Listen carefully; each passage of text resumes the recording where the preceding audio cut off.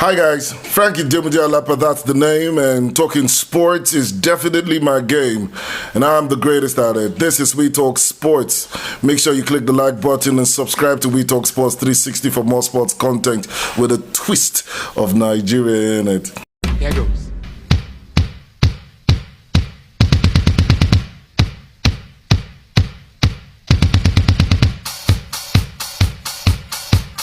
Okay, so I'm going to give my reaction to the Manchester United FC Copenhagen, amongst other UEFA Champions League matches that went down tonight. Okay, I'm going to give my own reaction. First of all, we're starting with the Manchester United match. Question is, I wonder why the Manchester United faithfuls are celebrating.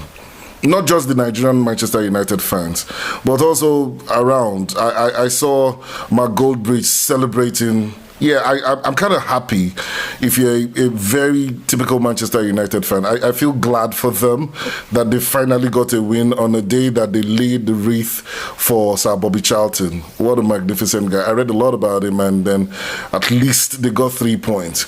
But celebrating that win, Manchester United were abysmal. The first half, one shot on goal. And in that first half, FC Copenhagen would have scored 2 goals if not for the brilliance and the brilliance of Andre Onana and the profligacy of the strikers. Manchester United have been lucky to be playing against teams like Sheffield United, Burnley, who are light in the attacking department. Manchester United should not be celebrating this win. It is piss poor. Piss poor. The only point of celebration, or probably for me, would be Andre Onana, who saved that penalty. Oh God, I wanted it for him so badly, because I was hoping that the epidemic that has caught up with the goalkeepers is not continuing with him. And he for now, he's a hero of Manchester United, so the pressure and the focus will no longer be on him. Harry Maguire also, kudos to that man, resilient, stayed strong, and well, with the opportunity that came in, he has proven that he still deserves to be in this Manchester United team. This Manchester United team, I put it in quote because this Manchester United team is not a UEFA Champions League team. Poor. Really poor. The performance of Amrabat. This is somebody that was in Fiorentina, and everybody was saying that when it comes to Manchester United, we turn things around. No. It was when he was substituted and Eriksen came in that there was a modicum of game plan pattern that came into the game. Why am I saying this? If you look, I'm putting the stats. Look at the first half stats. Manchester United, look at the first half stats. 52% ball possession, which is very surprising to me if you ask me. But goals attempts, 7 for FC Copenhagen, 4 for Manchester United. First half, home game. Shots on goal, 1. Shots off goal, 3. And the stats just keeps going on. And it's FC Copenhagen had taken their chances. Manchester United would have been buried, dead and buried. So I think that we need to start facing the truths, or the truth about Manchester United. It's not the players. I don't think it's the players. When Jose Mourinho was there, the blame was placed at the table of Jose Mourinho. When Ole Gunnar Solskjaer was there, the blame and the praises were put at the table of Ole Gunnar Solskjaer. Why is Manchester United fans not putting the blame on the table of Erik Ten Hag? You know, talking about Manchester United fans, they kind of remind me of our own fans here in Nigeria, our Super Eagles fans. No matter how bad the team plays, once we just get a win, all is forgotten. But this Manchester United that is supposed to be, this Manchester United with Erik Ten Hag, it's supposed to be a transformation. And please don't tell me about the Glazer problem. How does that affect the tactics of the coach? Don't tell me it's because they couldn't buy players. How does that affect seen a bit of rhythm in the game. Take for example, Brighton. When Graham Potter wasn't at Brighton, the problem we saw was that they could pass the ball, they could move the ball. There was a game plan, there was game planning, but they could not finish. When he went to Chelsea and De Zerbi took over, there was a transformation. It was practically the same players, the same core of players. One input here, one input there, and then Brighton became magnificent. Brentford, the same thing. Even if the players are not up to, are we not supposed to see a modicum of improvement of the coach's input? Don't let's talk about Arsenal here. When Arteta was new at the job, he said trust the process. We saw inputs. We saw rhythm. Some of the players had to go so that he could get full control of the game or of his team. But we're not seeing that at this Manchester United. And that's why I'm saying that I don't know why Manchester United faithfuls.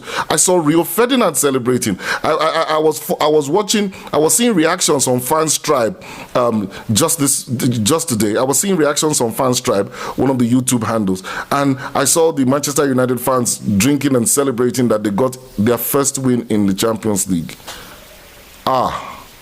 Manchester United, which argue somebody that is supposed to be the person that is supposed to turn around things. I think the blame should be put where the blame is. It's not a Harry Maguire thing. It's not an Andre Onana thing. It's not an Anthony thing. It is Erik Ten Hag. The blame should be appropriately positioned where it should be. And Erik Ten Hag is not giving Manchester United what Manchester United deserves. And that is a game plan, a game pattern, some level of rhythm. I saw that first half and I kept switching off, going to check on that. I watched Galatasaray and Bayern Munich, and that's a team that was unlucky. Because if not for the individuals like the Sanes and the Harry Kane was almost caught in a frustrated figure there, because Gala took the game to Bayern Munich.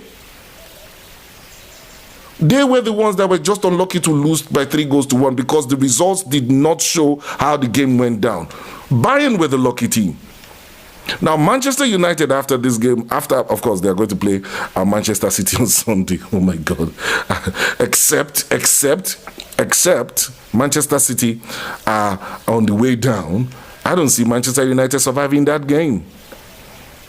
And then in the Champions League, Manchester United will play Gala away, play FC Copenhagen, this same FC Copenhagen away. Where is the win going to come from? Where they played at home and could not muster a modicum of flair, rhythm, patterns, and playing identity. It's not there. It took a worldie for them to score a goal against a worldie from Dalot that scored against Sheffield. Same thing with Burnley. They have been struggling. And it's not about the players anymore. Somebody needs to say the truth here. It's about the coach. Does he know what he is doing? How long before he gets it right? Because I really wonder what Manchester United is celebrating here. I mean, the only thing they're celebrating that they didn't lose when they were celebrating Sir Bobby Charlton.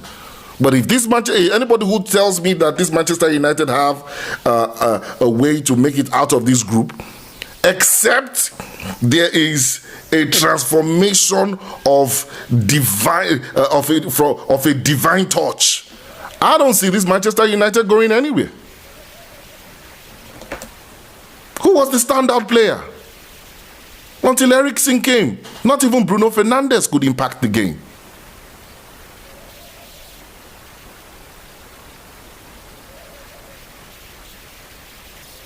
Seriously. So anybody who is saying that Manchester United might make it through, this is a turnaround. No, there's no turnaround here. There was nothing that you could put your finger on that says there will be a turnaround. So don't let the Rio Ferdinands and the even Paul Scholes says that they are abysmal. The piss poor. Piss poor. There's nothing interesting about this Manchester United. And if there's anybody who is going to ask me who I think is going to qualify, the question that somebody just asked me right now, who do you think is going to qualify? I don't see Manchester United making it out of this group. I would rather give it to Galatasaray because they are better off. They beat Manchester United at home, and I don't see Manchester United beating them in Turkey. And I don't see Manchester United beating FC Copenhagen. And I don't see Manchester United even beating Bayern Munich. So where is the win going to come from? Back to you guys. Because we have other Champions League